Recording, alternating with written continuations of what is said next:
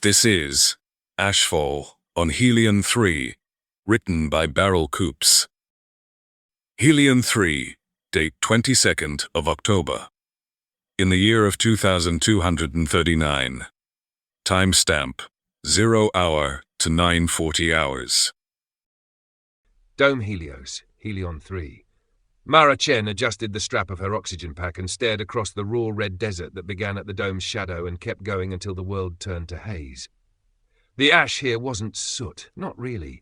It was ultrafine silicate raised by the planet's breathing, thermal tides and far-off plumes that fell back to the surface in slow motion. Forecast said the leading edge of a major ash front would arrive by nightfall. "You sure about this, Doc?" Ryden asked from the airlock. The supply foreman looked like he was trying to hold the whole settlement together with his shoulders alone. "It's a short sweep," she said, sealing her helmet. 20 clicks out. Vines at Sector D, those violet mosses in the ravine. Back before you miss me. "It's not you I'm worried about," he muttered. She heard the doors hiss and felt the outside air, dry metallic, curl around her suit. Gravity at 0.86 grams put a spring in her step as she crossed the boundary beacon, and the dome fell behind like a held breath finally released. 015, Eastern Flats. Her boots sank a centimetre into dust, the colour of old brick. Sensors sketched a world her eyes couldn't see. Chlorophyll traces at 0.12 units in shaded cracks, mineral markers for hydrated basalt, faint thermal flares that could be microbe mats. She walked a steady 4.3 kilometers per hour, pacing her consumption. The suit's rebreather carried 10 hours of O2 at 0.48 bar set point. 2 Vika-type oxygen candles rode in her thigh pocket for emergencies, 45 minutes each at nominal draw. If the worst happened, she could also burn a chlorate stick and flood the suit, swap scrubber pellets and buy another hour. She'd trained for failure, not for luck. Still, luck found her. 0410, Ridge 12. A low ping from her wrist scanner. Life. Not the fragile kind the terraforming crews coaxed onto regolith, but a robust, pulsing signature spread across a wide area. She paused, looked back toward the dome, a pale blister against distance and heat shimmer, then turned her face into the wind and climbed. At the crest, the world opened. Below, a valley lay cupped between 2 ancient lava ridges, and it was green. Not sparse, not hopeful. Dense. Trees with tangled canopies, vines roping down cliff faces, a film of mist clinging to everything. Sunlight broke on streamlets that braided silver across the floor. Her brain offered 3 thoughts at once: impossible, beautiful, dangerous. Descent into the Vale. The first throat-deep howl of the ash front rolled over the ridge behind her. She did the math without looking. She could not beat it back to Helios. The valley promised shelter. Her suit HUD showed turbulent flow patterns dipping into the basin, but wind speeds dropped to near calm at the floor. She anchored a micro-beacon at the lip, set another halfway down the scree, and slid the rest, careful and methodical. At the bottom, the air thickened. Her sensors jittered, feeding her impossible numbers. O2 partial pressure high, trace VOCs unfamiliar, spore counts off the chart. She cracked her helmet a fingertips width. No cough, another 2 millimeters. Her lungs filled with sweet, damp air. It tasted like the first hour after rain. Something rustled. A creature about the size of a chicken, moving like a heron, peered at her from the buttress roots. Its spine wore a living frill, leaves, not feathers, pulsing faintly with each breath. It chirped a single pure note and vanished. Mara almost laughed. Almost. The 620 vial interior she sampled as she moved, switching to low-signature tools. A scalpel, a vial, a press. Violet moss that darkened further under mechanical stress.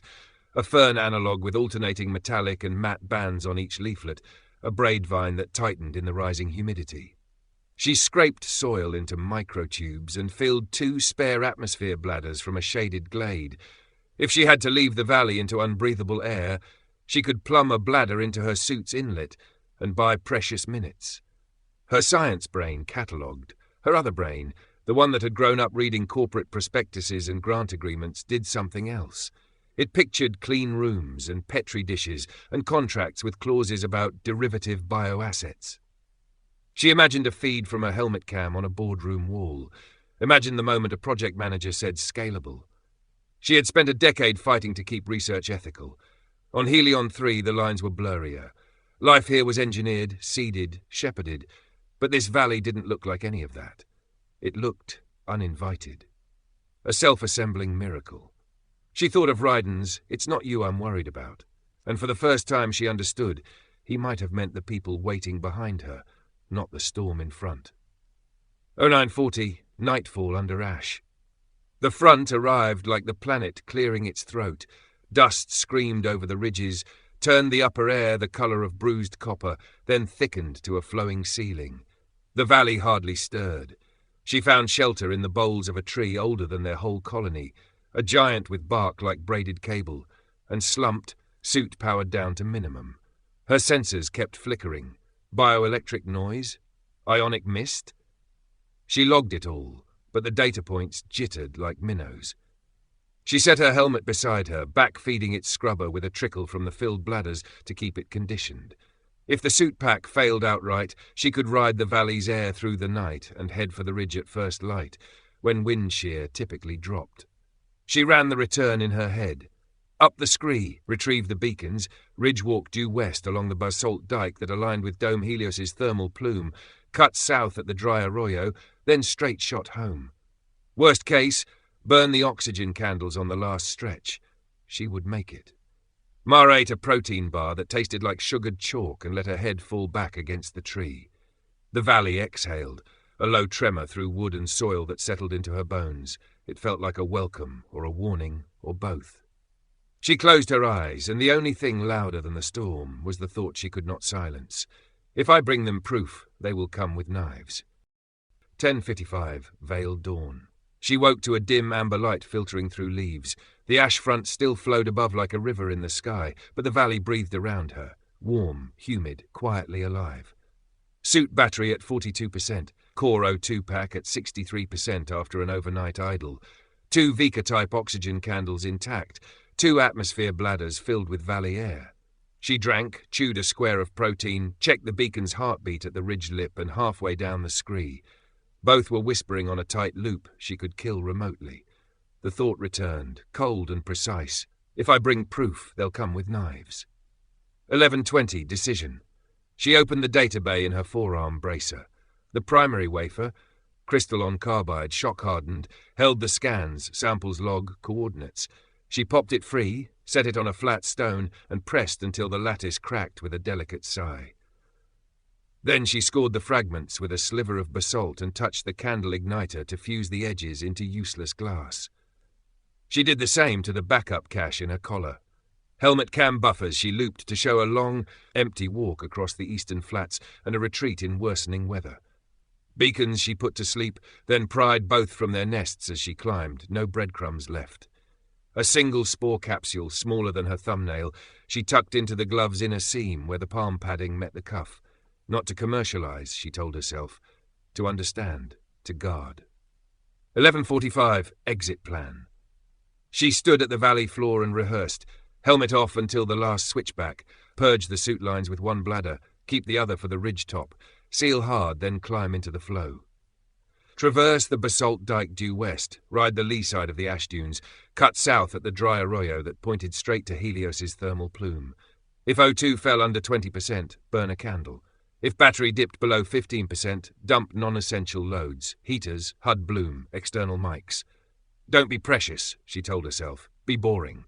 Boring gets you home. 12:10, ridge lip. She resealed the helmet and heard the suit's fans spin up, that familiar tinny wind inside her world. A last breath of valley air. Then she fed one bladder into the inlet to purge the lines and top the suit to 0.48 bar O2 set point. At the crest, the planet's voice returned. Howl and hiss, grain skittering like claws across stone. Visibility, 300 meters, dropping. She anchored a line across the first exposed traverse and moved 3 points of contact, counting steps the way they taught in safety drills. 97 per minute, a human metronome. 30, basalt dike traverse. The dike ran like a spine across the flats. On its lee, ash drifted shin-deep, swallowing prints seconds after they were made. She kept the dike under her left glove, the magnetic compass steady at 274 degrees, the dead reckoner ticking distance in body lengths. Steady, dull numbers against the living noise of the storm. Suit O2 at 31%. Her mouth was dry. The HUD told her she was sweating more than she felt, fear doing quiet things to thermoregulation. 1425. First candle. At 24%, she knelt in the dike's shadow and pulled a Vicar from her thigh pocket. The cartridge hissed as the chlorate core took the igniter. Heat rolled through the suit. The O2 partial climbed. She throttled fans to move the warmth, cracked a forearm vent to bleed it into the flow, and watched the numbers settle. 45 minutes of cushion, minus whatever the wind stole through thermal leakage. Enough to think again. She pictured the alternative future with clean edges. A crawler convoy crests this ridge. Laser rangefinders comb the valley lip. Someone in a white tent says, "We'll keep a set aside for conservation," and means none of it. The spore pulsed against her wrist, a small heartbeat. 550, whiteout. The storm thickened to a true whiteout, ash so fine it behaved like fog. She killed the HUD overlay to preserve power and trust her training. Step count, bearing, touch. The world shrank to the width of her own patience. She hummed under her breath, a habit from field school, and let the tempo measure her pace. 6-4 Arroyo.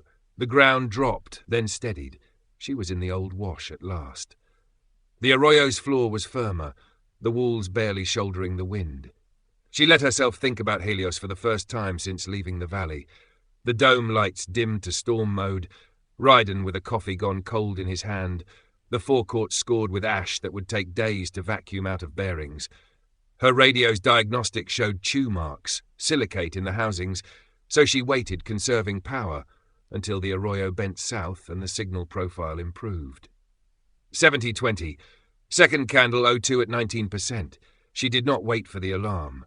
She bled the last of the valley air bladder into the scrubber housing, then lit the second Vicar. The heat this time pressed hard. She peeled a thermal patch from a medkit and slapped it on her sternum to wick the worst. The suit's exo cooled its joints with unlovely little noises. The numbers steadied.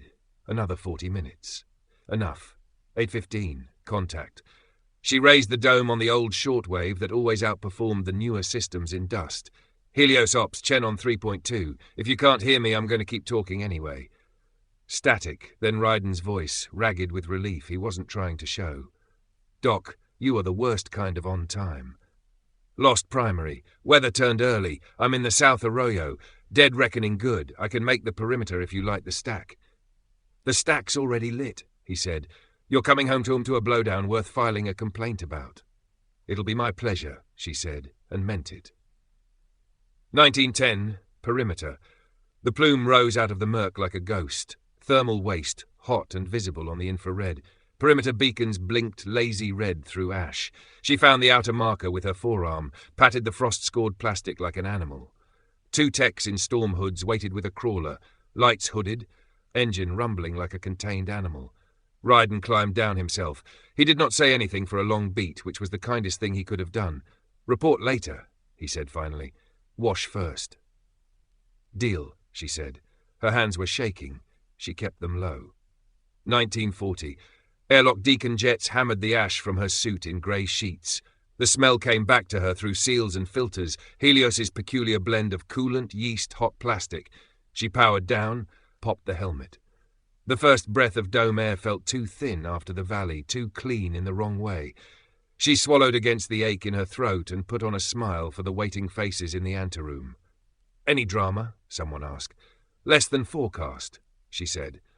Lost some telemetry, learned some things I can't prove. Ryden met her eyes over the crowd. He didn't press.